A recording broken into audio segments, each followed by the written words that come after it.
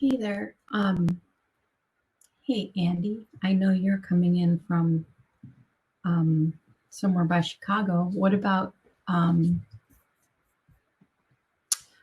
you, Adam? Where are you coming in from?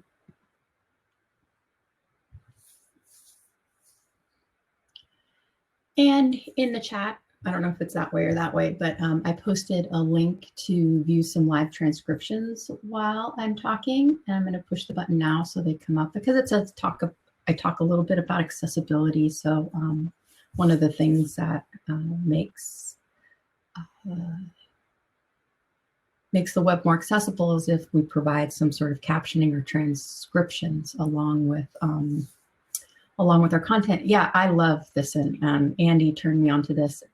It is not subscription and $6 an hour. So every time I give a presentation now, I'm like, oh, I'll transcribe it.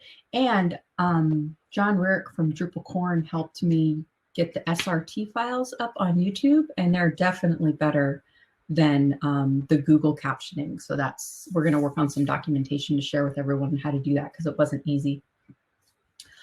So you are at Checking Under the Hood, auditing your website for a smooth ride. And also, Andy, something I want to point out is the more I go back and I edit the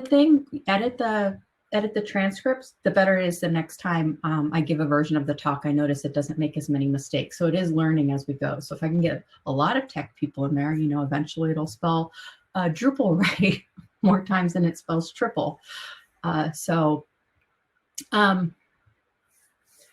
This is mostly to talk about auditing your websites, but also about showing off some cool Volkswagen pictures as I go. So first, I want to acknowledge that where I am today, because I'm not able to travel to Chattanooga, I am on the ancestral traditional land of the Ohlone, on the Ohlone lands, I'm below San Francisco Bay Area. And this really is an acknowledgement that demonstrates a commitment to beginning the process of dismantling ongoing legacies of colonialism. Who am I? I am Amy June Heinlein, title Camel Case, never Amy, never June, always Amy June. I am the open source community ambassador and QA engineer at Canopy Studios. I am a core mentor for Drupal.org. I mentor and train at all kinds of camps. This morning, I traveled to the Netherlands and did Drupal Jam, did a contribution talk there. And yesterday, I presented a very nice talk about other ways you can give back to Drupal besides code at Drupal Camp Costa Rica. It's kind of a wild time we live in where I can go to 5 different camps and present within 2 days. So that's kind of fun. I am a member of the community working group, community health team. When we think of the community health group, we sometimes think of conflict resolution. I'm not really a part of that. I'm working with the community health team on initiatives that help our communication in not only the Drupal issue queue, but also in the Slack spaces. I am a hospice nurse by trade. And this is important because I am an advocate on accessibility, working with people who are older, with cognitive dysfunctions, motor skills not quite up to, using websites. I understand how hard it is for some folks to access technology. And with that, I organize this group called Ally Talks with my friends Carrie and Donna. We get people together, we talk about accessibility once a month, and that's a lot of fun.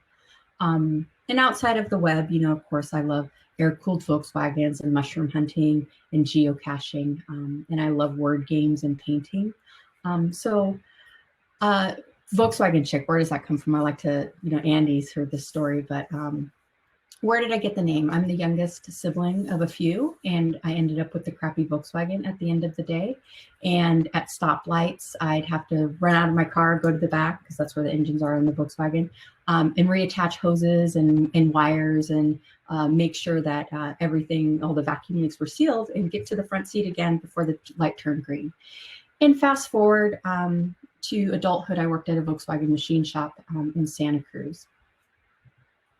Canopy brings me here today. They are hiring. So the slide says we're hiring for Drupal tech leads, Drupal engineers, WordPress, and project managers. So let's get into that audit part. What are some of the reasons why we might want to audit a website? The pages are slow to load. You know, the site page takes more than 3 seconds to load. It's basically the equivalent of like our Volkswagen engines running on 36 horsepower while everyone else is upgraded to 45, you know, and have a 1200cc engine. Maybe the site doesn't display well on different devices. You know, the text could look good and fit on the desktop, but it takes too long to scroll on a mobile device. You know, your site may no longer be responsive. You could be having content woes. You know, updating content is difficult and frustrating. And then how much of a lift is it to upload your data?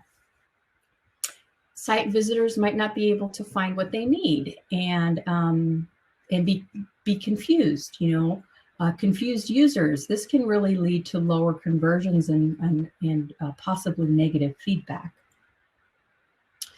On an accessibility point of view, you know, there's troubles using the site. Your visitors can become agitated that they can't use your site with the assistive technology that they like. And remember, assistive technology can not only is a screen reader, but it's keyboard, mouse, and a mobile phone can be considered an assistive technology.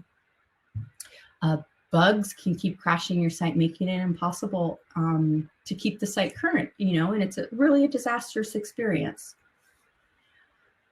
Perhaps the design hasn't changed in some time, making the site seem outdated and really boring. You know, does your site look like everybody else's? There's nothing new. Your site can be insecure. The site isn't loading over HTTPS and it's causing security warnings. Hacked is a big one. You know, your site has been compromised or hacked and no one can figure out why. You know, how many modifications are on your site? It is important for you to address all these issues, and that's why we do audits. You know, a website that isn't working optimally, like this Volkswagen bug in the picture, it can really affect your bottom line. So let's talk about what happens when time passes, and it usually passes faster than we imagine. 39% of people will stop engaging with a website if the content layout is unattractive, and this can really damage your credibility because some issues can break trust in site visitors and they don't want to come back. So we're talking about return using too, not just the people who are on, you know, it's more than just the one-time experience.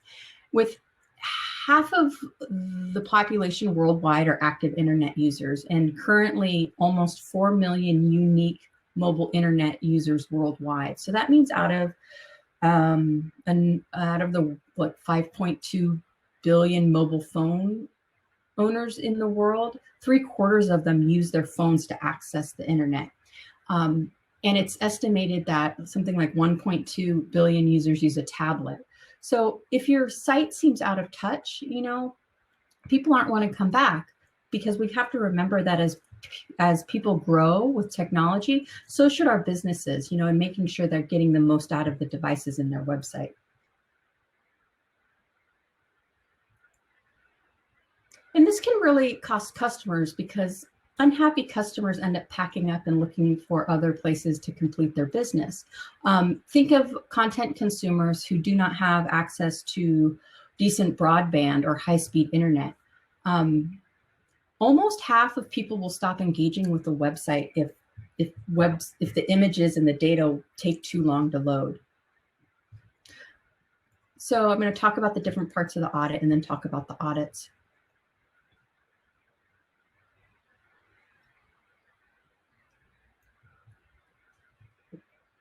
To really see optimal website health, you need not only that solid code base that we're used to, you know, keeping track of, you know, that technical foundation, but we also need a smart UX, a smart user experience, as per this really beautiful non-Volkswagen Venn diagram.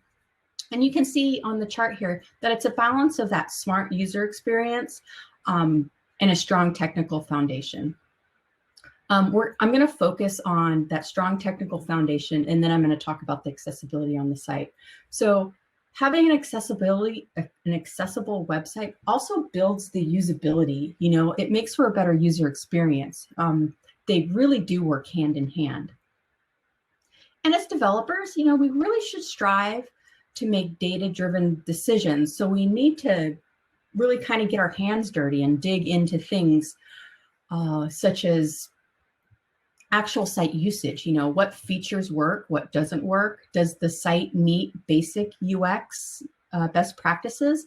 And then from those results, you know, you kind of build out your expectations. You want to understand the purpose of the site and how to help users accomplish their goals. So that's something you really got to like think about, your personas and what are you trying to do with your site? What is that goal? And there's ways you can do this. You can obtain data from Google Analytics, you know, with heat maps and that kind of thing. You can access whether site content and features in the information model are really appropriate for who's using that website. You know, again, going back to those personas. And then, you know, have the people who use your websites provide feedback and analysis and even recommendations for improving their user experience. And then from there, you roadmap the items to account for growth, because websites' health are a moving target, especially when we continually add content after it's built. So the technical audit is basically understanding the foundation of how the site operates and how users are using the site. So when we look at a Drupal site, you know, we want to think about things like what version of core is the site on? What are the contributed modules? You know, are they enabled across all the environments? You know, is there custom code? We want to know how everything works. That way, it will make it easier for you to support what your site needs. We also want to look at hosting solutions because we want to make sure that the product owners and the stakeholders are getting the most for their money, or if they need to upgrade. You know, we also need to remember that third-party integrations may not be accessible. Your site may be accessible, but then you add a widget and all of a sudden it's not. So not only can they not be accessible, but they can also slow your site down. So really the goal of the audit is to provide feedback about ways to make your site more efficient. And understanding exactly who the site can effectively communicate with touches the accessibility side of the audit. You know, running scans to check HTML structure, you know, and validate your CSS, and you know, look at those basic page overviews. Again, you can use Google Analytics or Analytics to identify which pages get trafficked the most, you know, and then you want to make sure you look at every type of page, you know, not only the view, but, you know, the page templates, each page template as you go, you know, a blog article, a news page, a contact form, all of the pages. And then one of the first steps is just making sure that you can tab through a site, you know, using keyboards to check the navigation order, you know, and seeing how things respond with the keyboard. And then perhaps finishing off with like a voiceover thing, you know, if you have a Mac, it's built in natively. Other people use other devices. So really look at your market and see what kind of devices people are using for screen readers. And it's really a good idea to not have developers use screen readers for your testing, because we know how the site works and we can kind of cheat. So it's really a good idea and best practices to have real users that use those products, you know, native users of screen readers test your websites. And then, you know, periodically check in and review the accessibility, because like I said, it's that moving target. And WCAG standards are changing. I think WCAG 2.2 is going to be coming out around March of next year, you know, so those guidelines change over time. And then new user agents are continually being added. So, you know, keeping up with what people are using to access the site. So there's some preliminary work. Resources for organizations with access to real user testing. So there's a group called the Lighthouse Group, and I think it's on the national level, but you can find places near you where they actually train people who either have, you know, been born with disabilities or, recently came into their disabilities, they'll train those people to use screen readers, and then they'll find them jobs for the testing. And then I live in the Bay Area, so UC Berkeley, they have testing labs where you can pay them a little bit, and they bring in a group of people with all different needs, and they'll have an accessibility lab for the day. So maybe a local university might have something like that, Mike. So, looking at the site, we want to make sure that Drupal core, what version are you using? Are you still on Drupal 6? Are you on Drupal 7.2? So you want to make sure that that's secure. And then if you are using those older versions of Drupal, you want to make sure that all those security patches are applied on a regular basis. There's security teams out there that are keeping up with those older sites. Look at those top logged errors. What happened since the last time you checked the site? Review all of the modified files. Was there stuff committed to code that shouldn't have been? Like vendor files, they can add a lot of bulk. Check, like I said, the patches, not just for core, but for contributed modules as well. When I first started in Drupal, I worked for a support agency, so I did a lot of support. And I really liked the hack module because sometimes I'd work on websites that didn't get touched for a long time, and sometimes site owners worked on them and didn't really know what they were doing. So hack does have a Drupal 8 version. It's not like really currently worked on, but I haven't checked that in a little bit. But it's easy to use. You can check multiple modules at any time. What it does is it kind of checks your contrib code base against what's up on Drupal.org. And then it lists the modified files in that color code. The site status report, basically this tells you the simple things about your site. It's color coded again. You can see is core updated to the latest version.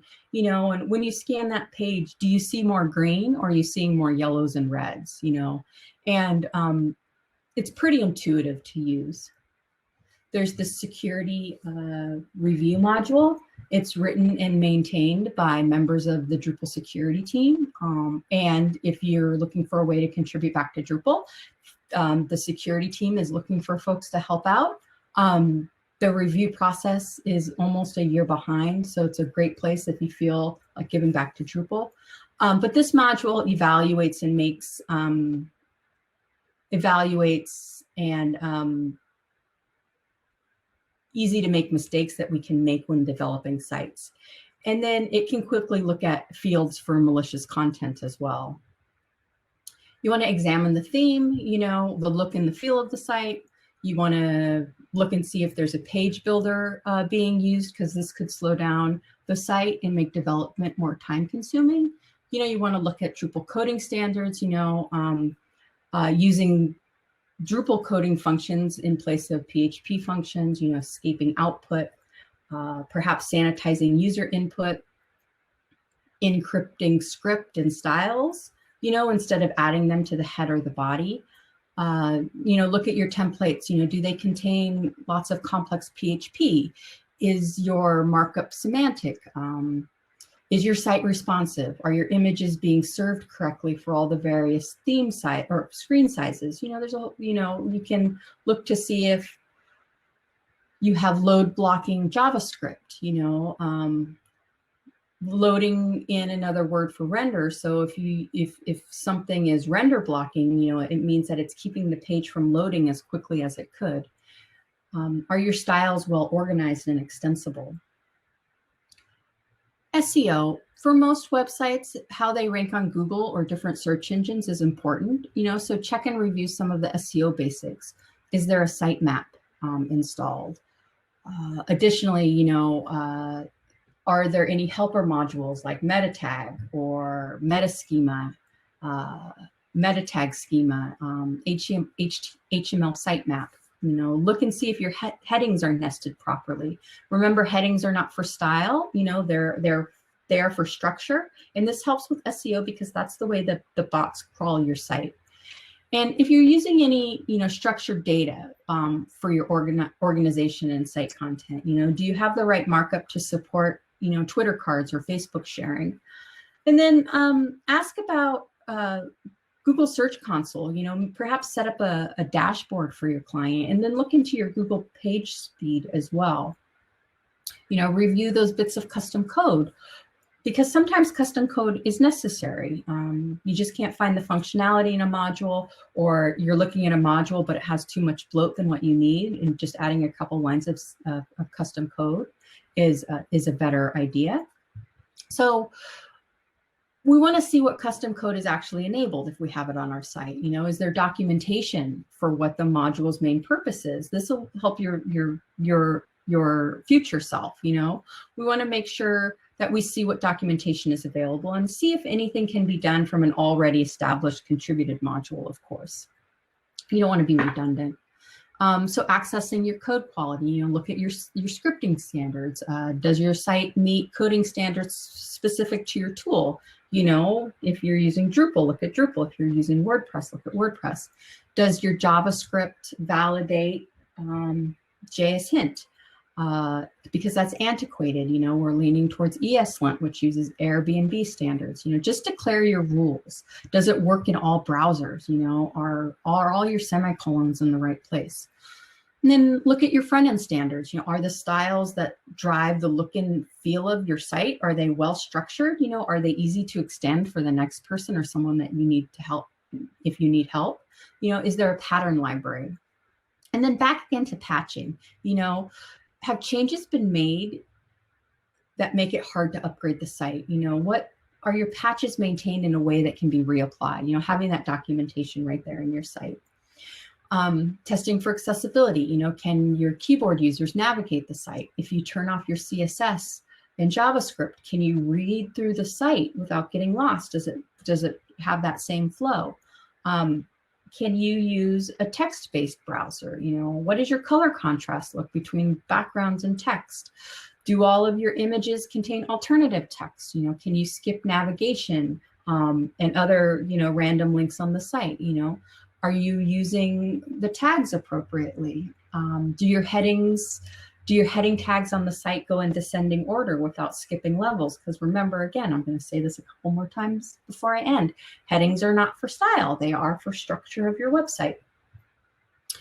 And of course, you are only as strong as your weakest link. Is your hosting provider reliable, and does that plan support your needs? Really look to see if it can be lowered, and possibly save your client money, or should it be increased to increase site resources?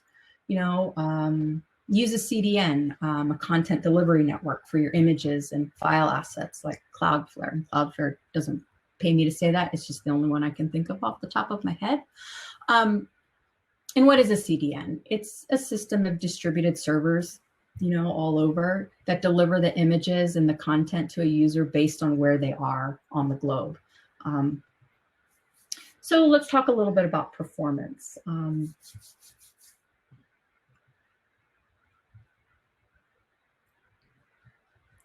Page and block caching. If this is enabled, you don't have to, your pages don't have to be rebuilt or rendered again with each page load. When you enable CSS and JavaScript aggregation, it combines everything all together and it caches the CSS and JS pretty aggressively. You can optimize your images. This is the process of decreasing the file size, and you can use a plugin or a script for this. And basically what that does is it turns up the speed on the load time of each page, making sure that your images are sized appropriately for the context that they're being used, minifying and bundling CSS and JavaScript. This removes the white spaces and combines everything into a single file. Admin files should only really be loaded on the admin side and public files on the public side. The admin side can have a ton of files, but it's okay to make your administrators wait a little while, but it's not okay to make your users wait. You can add pagination, implementing a load more or an option that way the the initial load is quicker. You can lazy load your images, which is loading your images as they're needed. So, not loading anything below your pages. So this works well if you have like a long news article with images throughout, the user doesn't have to wait for those images to load. Lazy loading implements only the images in the viewport. So as the user scrolls, then they'll load. And using that CDN, like I said, will really help with that page load. Only load the things that you need. Don't load the extra stuff. Don't load everything before your header. And documentation is important. How does someone set up the site locally? What tools and dependencies are needed? Because there's documentation at the project level, at the component level where you talk about, custom modules and plugins and themes, can the site be easily extended? And then the code level where you talk about your classes and your functions and your variables. So accessibility, this is my favorite part I like everyone, and I think everyone should be able to access the information the same way, or not the same way, but in a comparable way. I don't want to exclude people from using websites because the technology doesn't work for them. And accessibility is important because it's estimated by the CDC that 26% of Americans live with a disability. That's a little bit over a quarter, and the further you get out from the United States, that number goes up. And it's not just hearing and vision loss. We have to think about people with situational or conditional or temporary disabilities, and then we have to remember that not every disability can be seen. As I've gotten older, my glasses are changing, I can't hear as well. So your users' needs change over time too. So keyboard accessibility, users with mobility disabilities, including things like, carpal tunnels or repetitive stress, might not use a mouse or a trackpad. So think about whether or not users can navigate your site with just the keyboard. My mouse doesn't work all the time, so I use my keyboard a lot. So, there's different ways that people use technology, not only for people who live with disabilities, but just the user experience changes from person to person. If they are using a keyboard and they get into a component, they need to be able to exit that component as well, making sure that there's no keyboard traps. Having a skip to main content link, this is baked into Drupal, which is nice. So you have to make an effort to take it out, but basically it's providing the means to skip features in an application. The pages with a lot of content should be broken into smaller chunks and use anchor links. That way people can kind of skip and not have to navigate big walls of text. If you're using a keyboard, can you tell where you are on the page? The keyboard user needs to see a visible focus. All menus and basically all levels of the site should be accessible to the keyboard user. You really want to make sure that you avoid buttons and action items that can only be accessible or can only be seen with the mouse hover, because people can really get lost with that. And there's some new laws coming in about the state of your hover. Before you could get away with I think a single pixel. Well, those rules are changing, that those pixels, I think it has to be 2 pixels now for your keyboard focus. Walls of text, yes. Do all of your images contain alternative text? Are there any images of text? Again, if you turn off your CSS, can folks navigate your page without getting lost? And this isn't only for screen readers, but folks with cognitive issues turn off their images in the browsers, or, maybe you live in a place where your broadband just isn't fast, and the images take too long to load. So of course there's some images that don't need alternative text, like some icons or decorative images or things that don't support the content around them. But I could talk for hours about why I think alternative text is important, but just be aware that if the image is used to support your content or convey emotion, it's really a good idea to use that alternative text. We all built the Dreamweaver websites with tables, but now we know that that's a no-no. So look at your website and look and see if those tables are used for more than tabular data, because those data tables should only be used for data, not layout. If you do have a data table, you want to make sure that you include headers and rows and columns that explain how the cells correspond with each other. And then screen readers, does the screen reader read all of the content as it's presented on the page? This includes things that pop up, modals, overlays, light boxes, slideshows, error messages, page updates. And you want to be really sure that any of those updates that happen that are important are read in real time. But also, you want to make sure that when they go back to the main content, that they're not taken someplace else, right? So a pop-up comes up, they exit it, and then they're taken to the top of the page again. That's not really fair because they have to get to where they were before. So just be very mindful of the flow. Can the text of your site be resized without obscuring content? Your page should really function and look good at 200% of its original size. So, on a Mac, it's what Command ++++++. And this is a good idea because some websites, if they're magnified, can kick into responsive mode, but other ones, sometimes the content can become obscured. And then also it might add 2 scrolling bars, which is really hard to navigate. So be aware of that when you when you're testing for resizing. And then are your landmarks, are the regions properly defined using HTML5, which, is that semantic markup, or ARIA? They always say the first rule of ARIA is not to use ARIA. Because a lot of those functions that used to require ARIA attributes are now implemented in HTML5. So the broad parameters, is make your website easy to see so you accommodate visual needs. Make your website, sorry, my computer's a little offbeat with me, make sure that your website's easy to use and accommodate motor needs. Make sure you accommodate auditory needs, that make it easy to hear. And you want to make sure that the experience is as equivalent as possible across things you can't control. Well, not equivalent, but comparable, things like operating system, tablet size, computer type. And content is just as important as code.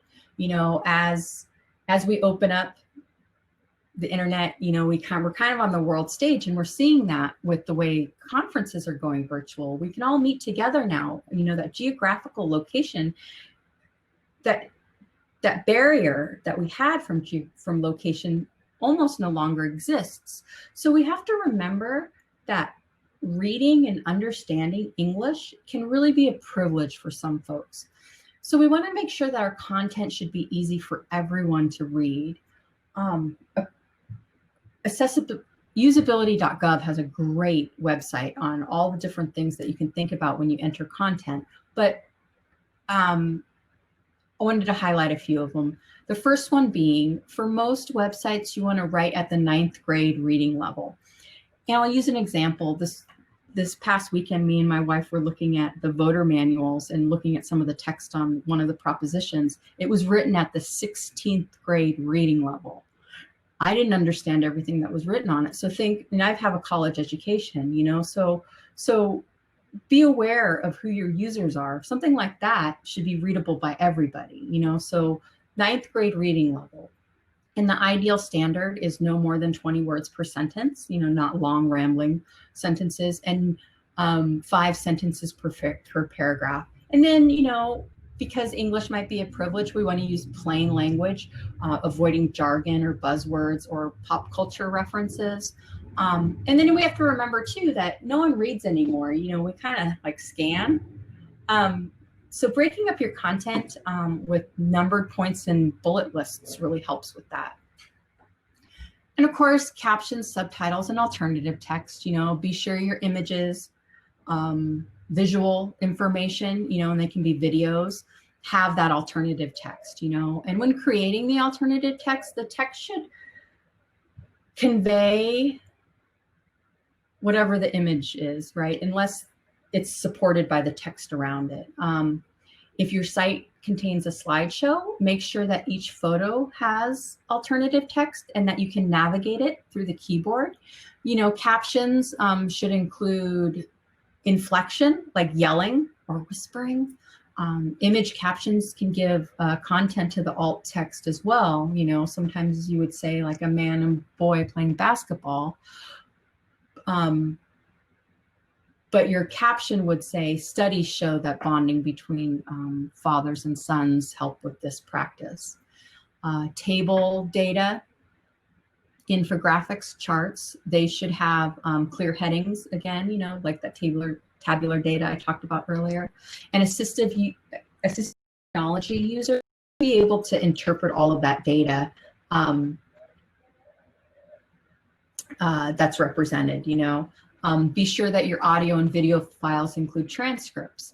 PDFs, they're kind of a thorn in everyone's side. It's really hard to go back and fix them. Sometimes the best thing moving forward is just to make sure the ones you upload now are accessible. You want to make sure that the content that the site links to is accessible as well. So be aware of PDFs and other content that you link to.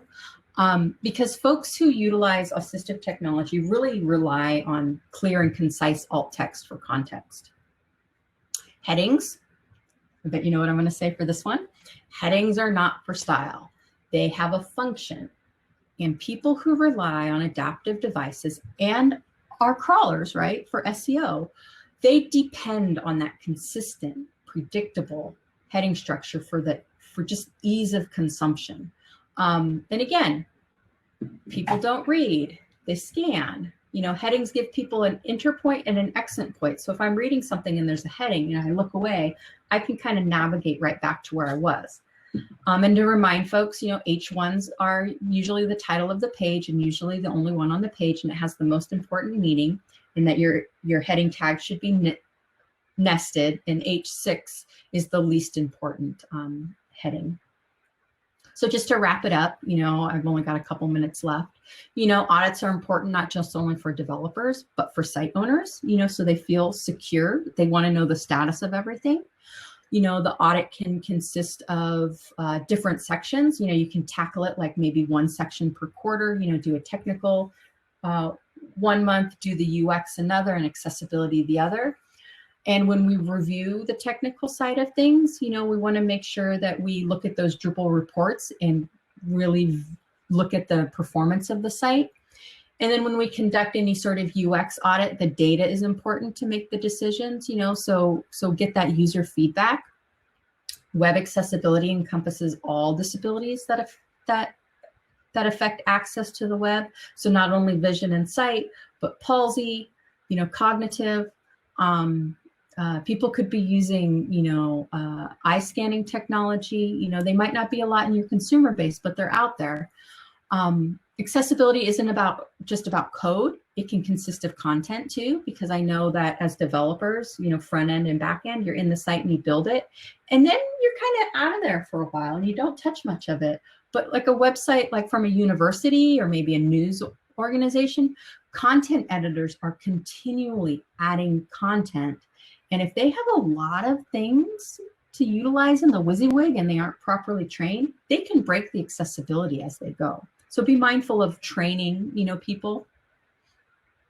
For performance, you can look at things like page speed insights, pingdom, you know, GT metrics is one we use quite a bit at Canopy. And then I have some up here. I don't recommend solely basing your audits on automated technology. There's the Lighthouse and the Wave. They're built into your browser in Chrome anyway. And they can give you kind of a false sense of security that your website's accessible. Because the thing with automated testing is it only catches 30 to 40% of the website errors because it's only programmed to do that much. So it's really valuable to know some manual testing tools as well. You know, the keyboard is a good one. You know, just go through and tab through and make sure that they can access everything. Using something like the color contrast analyzer where it does a little eye drop and you can pick foreground and background colors and see if your text is too small with the size for the color of the background you're on. I use the Site Improve browser extension, which is my absolute favorite tool to use, because, and I talk about this at every accessibility talk I give, because it's an automated tool, but it also tells you what to manually check for. So say you're not used to doing audits, so you don't know kind of what to look for. And I'll do a little demo because I have 5 minutes, but and then there's the Axe tool, which is automated too. And there's other good tools out there, but I just want to stress enough that something like a screen reader, you know, having those native users really test your website, because, you know, they use the technology in a whole different way than we do. And it isn't fair to ask people that you know that might live with a disability to do it for free, because their services are super valuable. You know, think about it, like you're losing, you know, potentially, you know, a quarter of your business if you have a commerce site to somebody else. So pay the people who you have test, you know, people like the Lighthouse Group or your local university. So that is the end of my slide deck. So Michael or Andrew, do you have any questions? Have you any clients ask for proof of certification like a badge? No, we've never done that, but usually if we've done an accessibility audit and they want results, what we'll do is we'll do the automated scan, you know, on like Site Improve, and then we'll do a demo test of the keyboard or a demo test of the screen reader and just show them that it's up to par. But a lot of folks, you know, I think it's universities, when you get audited by the whatever service that universities get audited, they use the Wave tool. So depending on your client, you can find out what tools, you know, they're being audited with and make sure that they're compliant through that. Quarterly audits. Yeah, I think that's a good idea, because that's what we do with some of our websites at Canopy, because again, you know, new features are being built, content is being added. And what we've been trying to do lately with like handing the websites off to clients is doing an extensive user's guide for content authors. You know, that way the content authors really understand what and how accessibility works for their site. And then also what we've taken to do if they require like really busy WYSIWYGs is having some tool tips in there so people know how to use and when to use things like the table, or limiting what tools are available in the WYSIWYG. We've done that for some clients, you know, if we're using like paragraphs and stuff like that, the text, it might just be markup, you know, that we let them use, you know, and save everything else. Yeah, it's never done. It's that moving target. And it's easier to build a website that's accessible than to fix one that's not. So it really starts at that design level, you know, making sure that your designers are aware of accessibility needs too. You know, they can put it into something like Sketch, and you can hit an accessibility audit, you know, and quickly look at their designs, you know. So, but yeah, definitely easier to build an accessible website than to go back.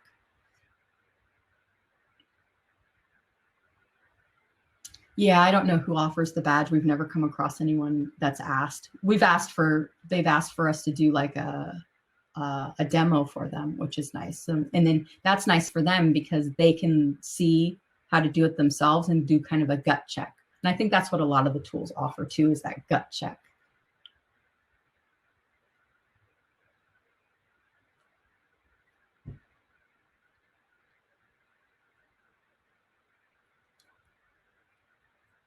Okay, so this is the last session of the day. I am going to think about what I'm going to do for a lightning talk, which I'm not sure yet if I'm going to give one, but I'm going to think about it because there's no girls on the list yet, and we need to add a little bit of female power to that lightning talk round. So thank you, everyone. I am doing one. Volkswagen Chick across all the medias.